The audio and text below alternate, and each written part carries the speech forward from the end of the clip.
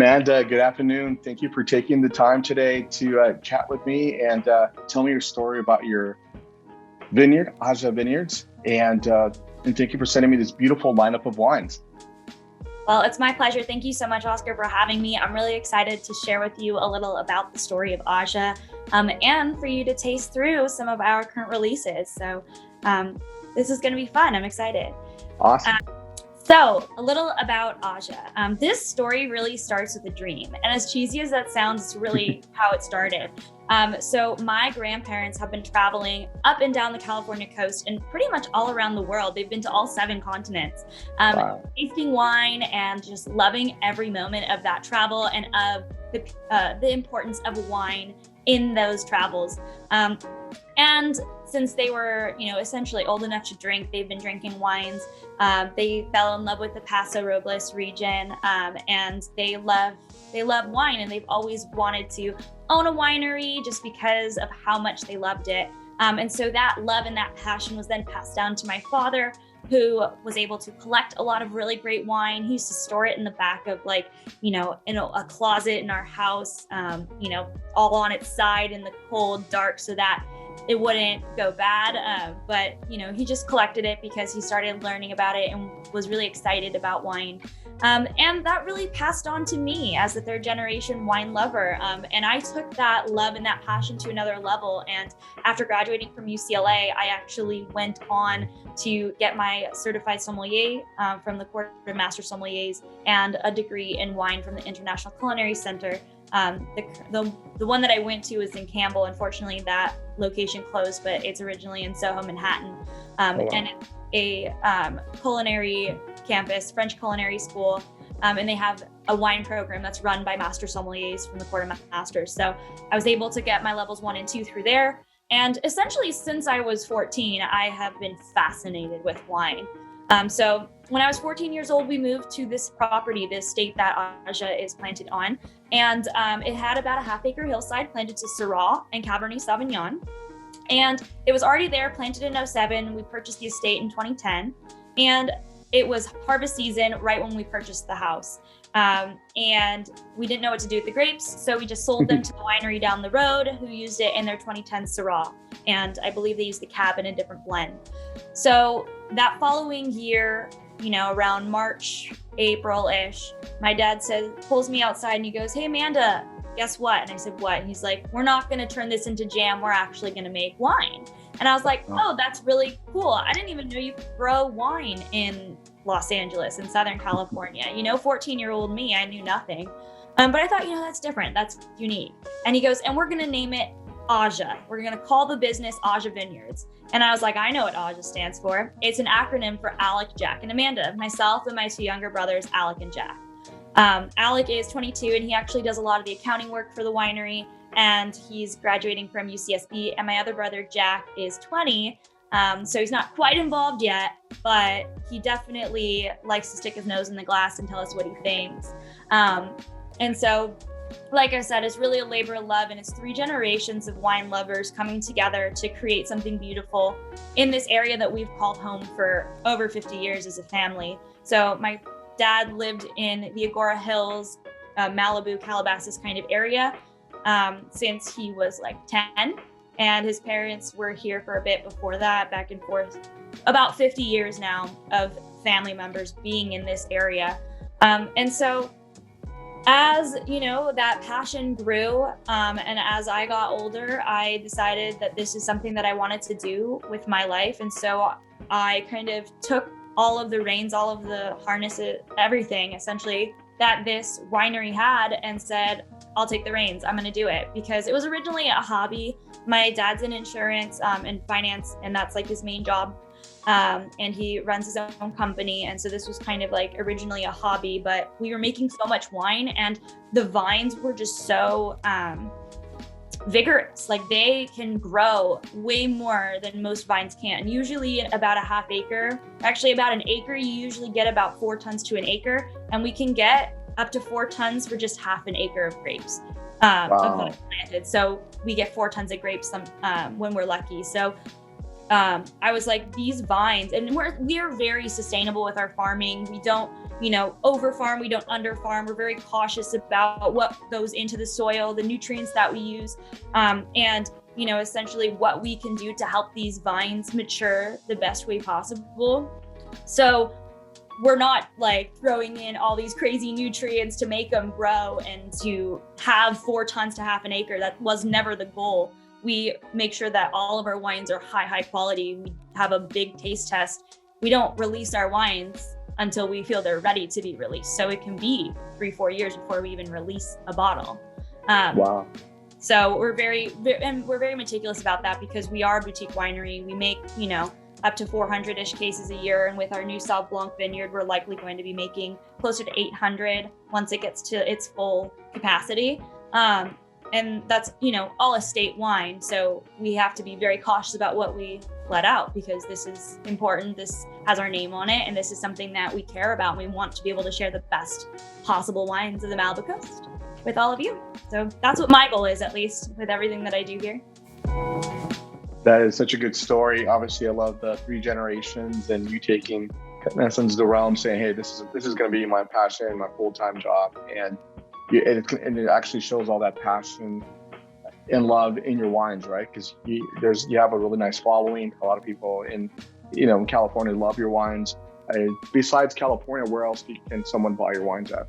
So right now, actually, we just got our approval for licensing that will allow us to sell in 2 more states than the states that we currently sell in. So right now, we sell in California, Alaska, Minnesota, Washington, D.C., and Florida. And we're going to be adding North Carolina, and we're going to be adding Missouri as well in the next month. I just have to get those papers signed. And we're looking into a couple of other states out in the Midwest or the West. We're not quite sure yet. It just all depends on where people want AJA because, those licenses can be expensive. And I want to make sure that the people, that the states I choose are the states that people are like, this is where I want to drink.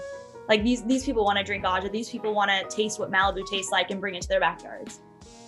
So how did you guys get that property? Why Malibu? I mean, I think about LA. I'm like, LA, why would I? Is there anything in LA, that you could actually grow out there? But it's different. So why LA? So that is a great question. Our original plan was never to have a winery. I've always, I grew up with being 14 years old when we purchased the vineyards. It was there. And actually there are about 50-ish small family owned and also, larger wineries in the Malibu Coast AVA, which stretches from Oxnard all the way down to Santa Monica in the south along the mountains there. So there are quite a few vineyards. I'm staring at the one across the street from us right now. And especially in our canyon in Lobo Canyon, actually there's quite Lobo and Triumfo. There's actually maybe 4 or 5 wineries in the area that produce wine from home vineyards. So people think, oh, Los Angeles, you can't grow wine there. I mean, look, it is very expensive to grow wine in Malibu. I mean, The price of real estate is very high here and the price of land is expensive. And it's very difficult with the zoning laws and the ordinances to have vineyards in the area. So people question, why can you? Well, it's the history that really tells us everything. Right. 350 years ago, a guy by the name of Jose Bartolomeu Tapia. Excuse my, I'm horrible at pronunciation sometimes, but Jose Tapia. So Jose actually planted vines here up in Malibu Solstice Canyon and in the different areas in the mountains here in the Santa Monica Mountains 350 years ago, way before Napa had vines, way before. So the wine trail, if we remember back to our 4th grade and 3rd grade history class, and if you took any of the California history classes in high school or college, you'll remember that there was the missionaries that started, that was Spain coming over and started down in Latin America and moved its way up. And all along the way, they planted vineyards. So, and you say you're from Temecula, so you know this, there were vines down in San Diego area before there were ever in Napa, before there were ever in Washington, Oregon, etc. They started down in San Diego, moved their way up. There were a ton of vineyards for the time in the Los Angeles area, and then they moved their way up the coast. But I mean, other than the history, yeah, that makes sense. But just the area, it speaks for itself as well. So one thing that I love to tell people is when they say, oh, you know, why would you grow in Malibu? Well, grapes are very intelligent. They're almost like humans. If they don't have to dig deep for water, they won't dig deep for water. If you just put the water right on the top, you know, for the drippers, they don't have to go dig deep down to the well water and then soak up all those nutrients. And the same thing goes for weather. If it's too, you know, arid, they're not going to grow well. If it's too wet, then it gets all moldy, right? They're very delicate and they're very human-like. And so the way I like to describe it is if a human would like to live in Malibu per se, right? And it's one of the most desirable areas in the world to live, why wouldn't a grape? Right. So it's very common. And if you think about all of the different prominent areas that do grow wine, you know, those are relatively close to areas that are heavily populated. Like, for example, you know, San Francisco, very popular Bay Area. Right. Napa is like an hour away, and you know, where there's more open space essentially. Right. You look at Bordeaux, for example, very popular. Champagne, very popular. It's right by Paris, you know. So if you look at these places all over the world, they're by heavily populated areas because those are places that people enjoy living. So right. No, and I find that so true because in San Diego. It's between San Diego and Temecula. It's in Fallbrook. You see a lot of wine there, right? And it's like, wow, I would have never thought Fallbrook. It's 20 minutes away from Temecula, and I've had some really good stuff there. Obviously, you know, we're so close to the coast. We still get that nice little ocean breeze, the mist that comes in. You know, so those are all the nice compliments. Down in Baja, you go to Valle de Guadalupe, and Valle de Guadalupe is beautiful. That's one of my favorite places. I don't know if you've ever visited Valle de Guadalupe yet, down in Baja. It's on my list. It's absolutely on my list. I cannot wait to visit. I have been wanting to taste more of their wines, and I've just seen so many beautiful pictures of the area, and I've been reached out to by a couple of people on Instagram about coming down. So it's on my list. Post-COVID, that's definitely on my list. They really made that farm to table experience. They tailored it to people, and it's just it's beautiful. The surroundings are beautiful. You know, it's a millennial heaven. You know. I've driven to Mexico before. I was in Rosarito a couple summers ago, and that's actually where I met my boyfriend. Nice. He's not Latino, but but we met in Mexico. He could pass for it though. He's very dark complexion, you know, dark hair, dark eyes, the whole thing. But we met down there, and I drove down to the border and just walked across, and then we took a taxi and went down and had such a great time. And Valle de Guadalupe though, that's like a whole nother experience. That's the experience that I'm looking forward to. So absolutely, and thank you for sharing with me all that. I'm gonna have to go look up the Valle Fest now. But it's definitely a great place. And obviously you've been to Rosarito, you've been to Baja, you know, great food. It doesn't have to cost too much money. Oh my gosh. But there was this one taco shop that our friend led us to, and there were like 20 people, and we all went to this taco shop, and it was maybe like, I think the bill for 30 people was like, I don't know, less than $100 total. Yeah. It was great. And it was just some of the best tacos we had ever had. Oh my, unbelievable. Really great experience. Last time you came out to Temecula to taste? Oh, it was maybe 3 years ago that I was in Temecula. I know it's been too long, but I've been dying to come back out.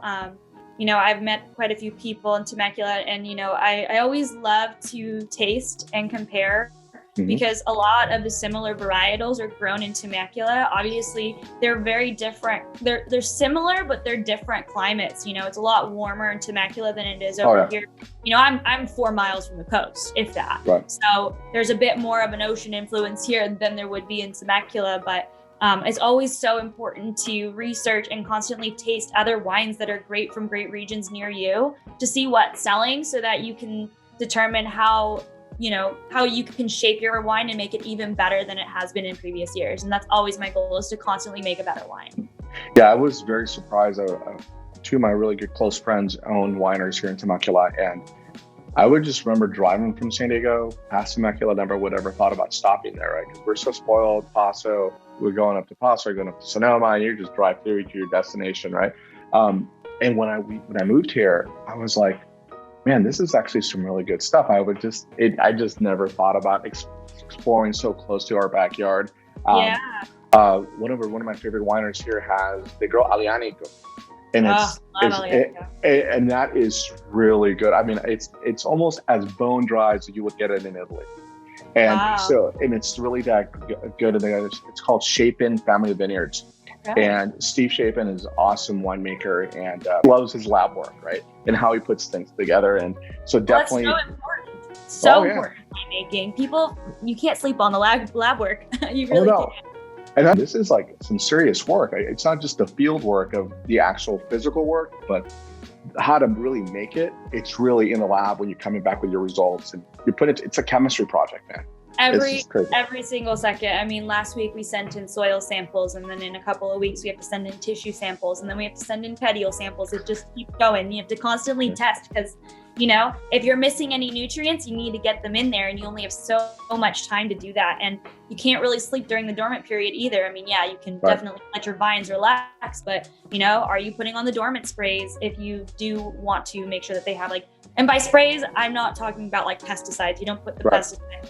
But I mean by dormant sprays are like boron and other minerals that you can spray directly onto the plant to help them like re-nourish themselves. It's like putting on like a nice little oil on your hair, you know, when you need to like kind of refresh your hair after it's been so dead. It's like that. It's not like I need to clarify that, because when I say spray, so you put all the pesticides, you put Roundup in your vineyards. God, that is, every time a farmer goes, oh, you want to put Roundup? I go, absolutely not. I do not want Roundup. I don't even care if whatever Roundup you have doesn't like affect, you know, the wine itself. The idea of it and just like what it can possibly do to my soil, nuh-uh. I am very cautious, very meticulous, very hands-on with all of my approaches in the vineyards. I'm constantly working with our farming team, with our winemaking team. So I have them do the professional work, and I kind of am the supervisor of all of that. Because I'm not an enologist. I'm not a viticulturalist. I learn as I go. I learn by doing. I'm a sommelier, so I know about wine, how it's made, what tastes good, what doesn't taste good, when it's flawed, and how to sell it, you know? And I use that, and I use my historical knowledge to help channel that into the wines that I make and put so much care and thought into these wines. Well, that's good. That brings out a really good point. Having a somm being that kind of like that touch and base point of this is what our guidance should look like because of your palate, versus sometimes the winemakers, you know, they're on their own and they're saying this is what it should be because I am a winemaker and that's what it is. I think you get that from your consulting winemakers and then yourself in the team to steer them the direction you want that flavor to really appeal to people, right? Because you know that sales cycle, right? You're like, I know what it takes to get it out there, what people are going to like or dislike. So that's awesome that you have a really nice team that you guys could collaborate and, you know, make amazing wines. I think the collaboration part is so important when it comes to making these wines, because as a winemaker, you can have like such a sentimental attachment to the wines that you make, and that helps make them really good. But to be able to be more open-minded about it, like when I work with like my consulting winemakers, you know, and we just have these discussions, their approach to it is a bit more laissez-faire than it would be if it's like, this is my wine, I'm making it for me, Like they have a specific style, and I don't want my wines to be the exact same as their style. Their style is great, don't get me wrong, but it's not my style. And I want to make sure that the style of the wines that we produce, you know, epitomizes what we're trying to go for and what the brand is, you know, what AJA is and what these wines are supposed to bring to you when you taste them. Start with the Sauv Blanc. Okay. I always like to start off with the Sauv Blanc. So the Sauv is actually the only wine that we do not produce directly from our property. And the reason for that is because the Sauv that we planted on our property was planted in 2018. So this is going to be the first year that we're actually able to harvest that Sauv Blanc to make a wine. And I've been talking with my parents about the style that we want to make the wine in. But this was originally, like, the plan was to make it in this style. So we sourced this from Santa Barbara, from Happy Canyon. So you'll see that at the bottom. It's the only one that's Happy Canyon, Santa Barbara. And I absolutely love this style of wine. It's because we love New Zealand Sauvignon Blanc. So the clone is the same as the one that's planted on our property. Happy Canyon is a very similar climate to where we are. Its location and proximity to the ocean, how hot it gets, the varietals that they generally grow there are all very, very similar. And so we thought, what better place to source from than Happy Canyon? Right. So notes on this wine, you get a lot of those bright bright fruits like citrus, like lemon, lime. You get a little bit of that like gooseberry kind of, almost sometimes you can get kiwi tropical notes, grapefruit, lots of grapefruit. And it's really crisp and clean. And I also find a little bit of Granny Smith apple on this particular wine too from this area. Okay. And I love this wine, like extra, extra cold. I love pairing it with chicken tacos. So that's like one of my favorite go-to pairings is, the chicken tacos with like a green salsa, and this Sauv Blanc. It's like one of my faves. So I just love spice, and that's why habanero and salsa verde, and that's just one of my favorites. So I could see that with the chicken tacos, or even like fish tacos with this. This is pretty good too. Absolutely, yeah, like a white fish taco. Or shrimp tacos are great too. Like all of those. Honestly, this is a Mexican food wine. Like you can pair it with nachos. You can pair it with, your like enchiladas suizas, something like that. It would be so good with these wines. Like it's just a really great wine for that. And it's just a great sipper, like any time of year, just easy to drink, and we originally started making this wine, or producing this wine because the Sauv that we had on property was not ready yet. And also because we were like, we don't have a red in our lineup, or a white in our lineup. We need a white. So it's a great one. I usually start off the tasting saying you can either have a glass of the rosé or the glass of the white, because not everybody likes white wine. But this is one of my favorite Sauvignon Blancs. I could drink it all day, every day. So the idea is you're supposed to salivate. If you're smelling this wine, you're tasting this wine, you're salivating because it's just so delicious. It's ready, like come at me, food. I'm ready to enjoy. So definitely. Absolutely. And this wine we sell on our website for $19 a bottle. Super affordable, super delicious, easy peasy, like done deal. It's awesome. Is there a reason why you guys made it so affordable? Even though, this rates like a very high Sauvignon Blanc. So the idea is that all of our wines, we understand that the Malibu Coast is not a well-known area. And so it's kind of hard for me to be like, even though I know my wine is worth $100, as a somm, I know the consumer is not going to want to pay $100 for this wine. And I genuinely believe that you can find a great wine for under $75. You don't have to spend more than $75 to have a great wine. Right. And so one of the ideas was this was supposed to be kind of our intro wine, an affordable wine. It's not an estate wine. So that being said, we wanted to make it affordable. And we were like, why don't we just put it just under the $20 mark? Like if we put it at 19, people are like, you know what? I'll buy 6 bottles because this is something you can drink for 6 bottles, you can drink 6 bottles easily. $19, it's easy to swallow.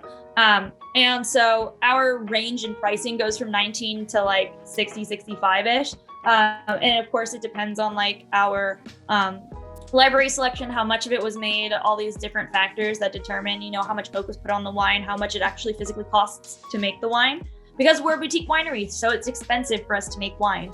But I try to make our wines affordable. I do a lot of research on what wines, like of what I believe to be relatively the same caliber as my wines, what they're selling for in the market. And, I try to match that in whatever way I think is fair to both myself and to the consumer. Well, I love that because you have the experience as a buyer and a seller. So you understand the market, right? So it's like, it's not just because I think it's really good and I should get it priced at $50 a bottle. You're just like, nah, it's not unrealistic. Let's just get it at this because this is what you see in the market, right? So right. Very good. I love that. Very good. Very good. So now are we moving on to your rosé? We are moving on to the rosé. So I'm really excited for you to try this one because this is the 2019. This is our first vintage of a rosé. Prior to that, we never made rosé. And it's a funny story. My dad, who started the winery, hates rosé. Doesn't like drinking it. He'll drink champagne, rosé champagne, or any rosé with bubbles in it. But rosé straight, he's like, oh no, hate that stuff. And I go, Dad, you haven't had enough rosé to say that. You've had maybe the sweet stuff, $3 rosé that's just just not what you're looking for. So just trust me on this. The bottle you have in your hand is his favorite rosé all time. We'll drink it any day, every day. He's always like, we better have a case in the house, like ASAP, put it on ice, drink that stuff. And he drinks it dry. And it was wow. And I told him, I said, we have to make a rosé because that's what the clients want. That's what the market is looking for. They're looking for quality rosés that they can enjoy. It is trendy and it's not going away. You know, rosé started coming up more in like 2007. It really started like taking its turn, and it skyrocketed. Now, rosé's sales have slightly trickled, and I think that COVID has to play a role in, what was drank during that year. Honestly, take 2020 out of the picture. Rosé sales are still at a very high point in the market, and it's not going anywhere. So I said, let's make a rosé. We make wine in Malibu. Everybody drinks rosé at the beach, at the nice restaurants down the road. We should be making rosé. So this is a rosé from our Syrah. It's 95% Syrah. With yours is a 5% field blend. So our field blend is what we put into our Bordeaux, our 5 blend that you have right there, the 5 wine. And so those 4 varietals in the field blend are Malbec, Merlot, Petit Verdot, and Cab Franc. So it gives you this really beautiful, luscious bouquet of flavor. And then you get a lot of the terroir aspects of Malibu. You get that beautiful yellow cherry, this ripeness, it tickles your tongue. But it's a relatively heavier rosé, specifically that vintage. It's weighty. It's 14.1% alcohol, which is pretty high for a rosé. It doesn't feel like 14.1%. It doesn't taste like 14.1%, but it is a higher percentage in alcohol. And so it's really great with savory foods like charcuterie boards. So one of my favorite things, pepperoni, meat lovers pizza, something like that would be really delicious with this wine. And it's great by itself as well. And we say this with all of our wines. We want it more chilled. The rosés, the rosé and the Sauv Blanc, ice cold. Our reds, I like it at 55. So we like our wines a bit chilled more, but that's because it's like 75 and sunny all the time in Malibu. You don't want a warm wine in Malibu. So. Right.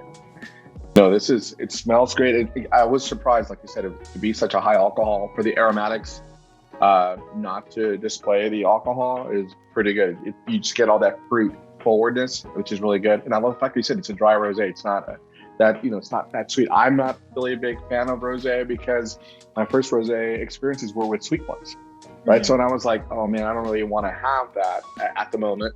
I would rather have more of a drier style rosé, like the Bordeaux style as well. But this reminds me a lot of it, right? So it's the strawberries and fruit forward on it. It's really nice and balanced. And I love the fact that the alcohol is not really prevalent. As a major characteristic of a wine when you take it, right? So and I love this rosé. It's just so easy to drink. All of our wines are bone dry. They are 0% residual sugar, and that's important to me because I grew up with a dad who was obsessed with tannins, and just I love a wine that's super dry. I love Italian wines. Just that really just like mouth puckering. That's what I want because that makes me want to drink more of the wine. And I think it makes it fun to pair with food when it's like just the pure, like this is it, 0%, like here we go. Yeah, I really like that. I love that. And that's what I was thinking. Obviously I cheated earlier and I corbin some of your Syrah, and I'm going, oh man, this stuff is great. And then the other one, I was like, oh my goodness. So I know we're going to get into that one now. Which one do you want to pick? Okay, excellent. So let's start with the 2014 Syrah. Okay. So one of our favorite things to say is like 6 years, starting at that 6-year mark, like we think that our wine, people ask us, how long do you wait till you drink our wines? And we say, you can drink them whenever. We already age them. Like we bottle them and then they're in the bottle for, other than the white and the rosé, they are in the bottle for 18 months. It's roughly 18 months in barrel, 18 to 22 months in barrel, and then roughly 18 to 22 months in bottle, sometimes longer. So with a 2014 Syrah, it's already got some age on it. So we've found that 6 years is a really great time. I always recommend with any wine that you buy it and you taste it. You buy it like 2 to 3 bottles. You taste it now and you taste it in 5 years from now. And that way you can see the wine as it changes to know also A, whether you like this wine older or younger, or B, that style of wine, right? So that in the future you're like, oh, I like this style of wine, but like 5 years younger, maybe, or sorry, 5 years older, maybe I'll go and buy, more of that vintage or whatever it is. So that's something that I like to do with our wines. So with this 14, I've found it's become more and more graceful with age. It was, when it first came out of the bottle, it was a bit tough, and that's why we let it sit for a bit. But I think that as it opens up, as it gets more oxygen, as it ages, it just has this beautiful bouquet. It has actually been one of the favorites from our clients that usually are white wine drinkers. They actually really like this red wine. And the reason for that, I think, is because it's just very approachable. It's got all these bright fruits. It's easy. It's not like overly acidic. It's not overly tannic. It's just kind of like, and it's light, and it's not like full body. It's pretty light for a Syrah. So I think that's why people really like that wine. And so people really enjoyed that 2014. I love the fact that it already has some age in it, right? So that took out the mystery out of that in the work. Exactly. I normally, to get a taste, and the thing when you're aging wine, you're always thinking, did I overage it? Now has it passed its prime? So I love the fact that we could use a Corvin and do that. Right. And just get a little splash of everything. And I normally use I use my V-spin as an aerator.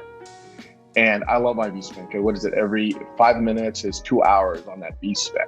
So yeah, I have something similar like that where I drop it in the wine, and every second is a year. Oh, wow. Yeah. So that's so good. So that's what I love. I think it's called a Clé de Vigne or Clef de Vigne. I don't know. Check it out. But it's cool. I've done it on really cheap wine from Trader Joe's, like a 2018 cab from Central Coast, and I put it in, and I'm like, all right, 1, 2, 3, all the way 10 seconds, drop it 10 years. I'm like, oh, wow, this is cool. So it's that's what I love, that the tech actually was focused to enhance our wines, right? And it's totally worth it. Any of these tech that they sell us, it's pretty worth it, because obviously when we invest so much money in our wines, we want to make sure we don't miss the mark on them.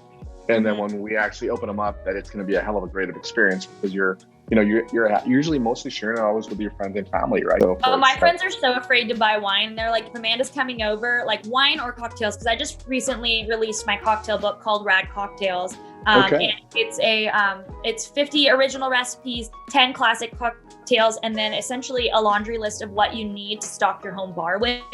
Whether it's ingredients, materials, what you can use if you don't have certain bar materials, and a couple of recipes for syrups, so that you can make these cocktails and these syrups, everything at home. It's available on Amazon. It's called Rad Cocktails. Awesome. As a certified sommelier, certified mixologist, all my friends are like, Amanda, you deal with alcohol, because they're afraid, they invite me over, they're just going to have, Tito's and soda. And I'm going to be like, I would never do that, but that's what they're in their minds. They're like, oh yeah, no. If I buy wine, Amanda's like definitely going to be like, that's not the right stuff. So I usually stock up my bar reserves when I do these things, because I'll invite a couple of people, and they're like, I already know what I'm missing in the bar reserve. I'm like, okay, that. So I assigned it to them, and they're just going to bring it back to me. That's awesome. I'm going to do that next time. People are like, hey, what can I bring? I'll be like, oh, can you bring some Cointreau? And they'll be like, what's that? And I'll be like, just trust me, I'll make you the best margarita. Just bring it. Exactly. Well, here's the link. You facilitated even better. Here's the link where you can go buy it at. Right? Yeah, exactly. Here, you can order it at Total Wine, no problem. It'll be exactly. Deliver it. That's like my favorite store, Total Wines. We have one here, and I was like, that is such a great store. I'm there every 3 weeks, probably, at least. I was there 2 days ago. Because I bartend, so I do virtual tastings for the winery, and then I also do virtual bartending events, and I'm starting to do more in person since I just got my second COVID shot, and I'm like, good to go. Okay, so what I love about this is that you just tasted the Syrah that was made by my dad, and now you're tasting a blend that was made by me. So previously, my dad pioneered the whole thing. He started AJA in 2011, and then was basically in charge of everything up until 2016. And then I started taking over. I technically wasn't 21 yet, but things happen. Oops. Right. There my first case when I was 20, sorry. No one verified your ID, so it doesn't matter, right? Sure. I was on behalf of the company. What can I say? There you go. Anyway, so it's very interesting that you taste the difference between the two, just because stylistically, my dad liked to make his wines a bit heavier. And so my goal was to not make them as heavy. So this particular vintage was the first one that we released of this 5 blend. It's called 5 because of the 5 Bordeaux varietals that are in this wine: Cab, Cab Sauv, Cab Franc, Cab Sauv, Malbec, Merlot, Petit Verdot. Yes. And then also because there are 5 members of my family: my parents, myself, and my 2 younger brothers. So I like to say that, and it's on the back of the bottle that I wrote, and it says, each one of us family members brings something to the table, as each of the grapes do to this wine. And so we hope that this bottle ends up on your table. Something little like that. You're pretty spot on. You're pretty spot on that. Well, I did write it. So I wrote that one, and I wrote the rosé. My dad wrote what's on the back of the Syrah, and similarly what's on the Sauv Blanc. But I wrote the rosé and the 5. My mom wanted me to write her story on the back of the rosé, and I said, I don't want to sound superficial or anything, or all about me, but I mean, I did make the wine. I kind of would be cool for my story to be on it. But she loves the rosé too, so I attribute it to her story. Mm-hmm. But so this wine is predominantly Cabernet Sauvignon, about 45%, and then it actually is a higher amount of Petit Verdot, coming in at about 22%, and then we flow downwards to Merlot, and then roughly equal parts Malbec and Cab Franc. And the vineyard that is from, the Miracle Vineyard, we call it the Miracle Vineyard because back in 2018, when the Woolsey fires hit the Thousand Oaks through Malibu area, it devastated the entire area around us. We were off the property for over a month. We didn't even know if we'd have a home or vineyards or anything to come back to, and we weren't able to come back in here because it's just a one-way canyon.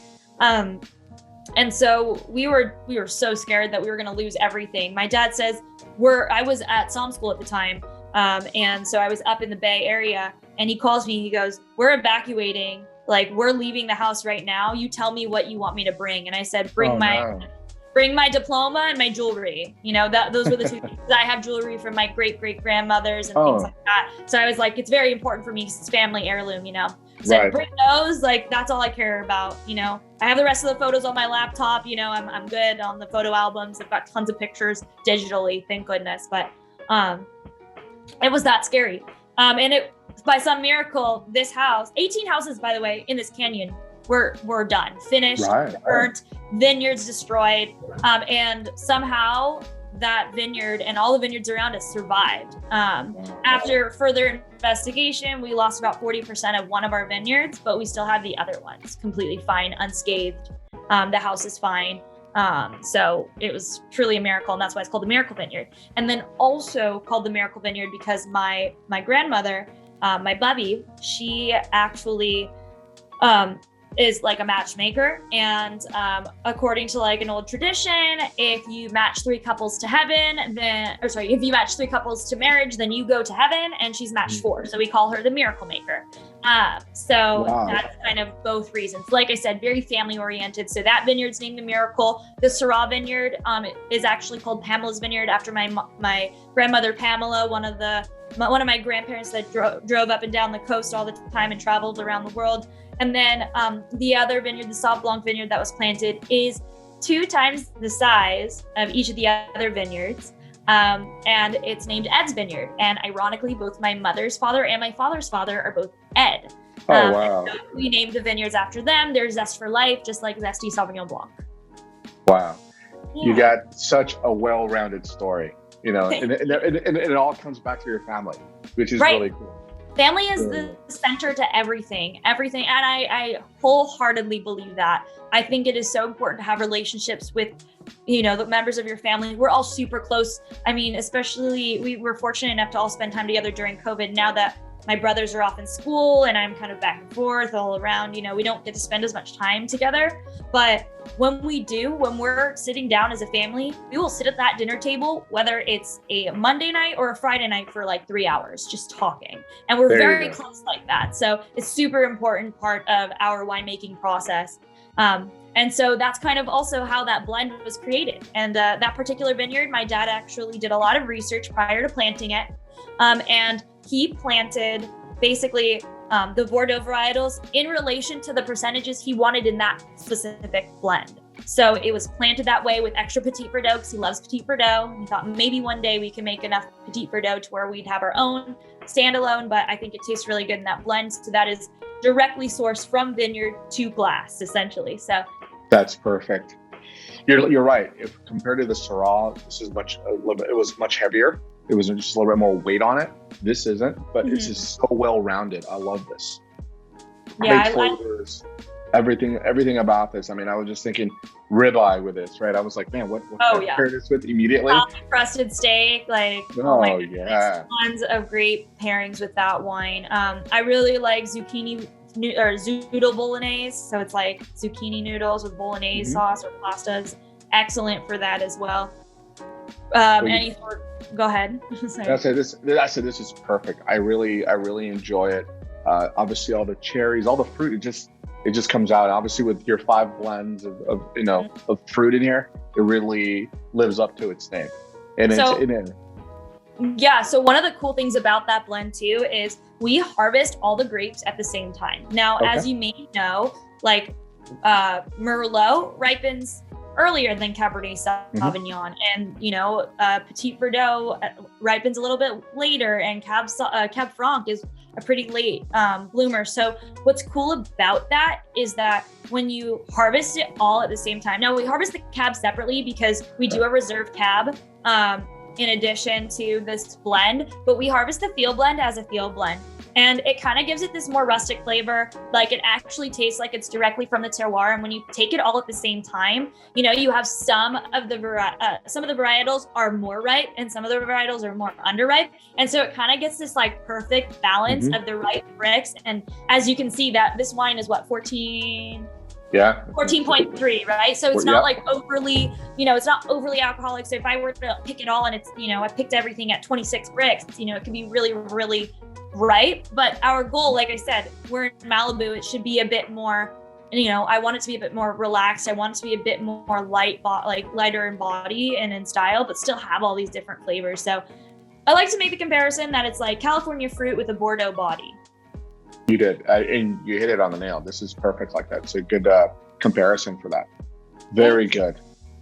Well, Amanda, we are actually right at the hour mark, and I know you have other commitments. We got it down, and I really appreciate hearing your story. I love it. Like I said, it's all circles right back to your family, the passion, the love, and obviously your dedication to building your brand. And I really appreciate your time today. Well, thank you so much for having me and for allowing me to share the story with you. I'm so glad that you're enjoying the wines. If I may ask, do you have a favorite? Oh, you know what? Your Sauvignon Blanc. This is my number 1, and your 5 so far. I love your rosé. It's dry, so I'm like, it's kind of building onto me. It's doing that. But these two, because I was just thinking about the food I could enjoy immediately for me, because I'm already getting hungry. So I'm like, it's gonna be dinner time. I gotta prep. So I'm thinking I could have some of this with chicken. I could do a ribeye right now. But your complete lineup is really good. I really enjoyed it. And thank you so much, Oscar. Have a great rest of your evening.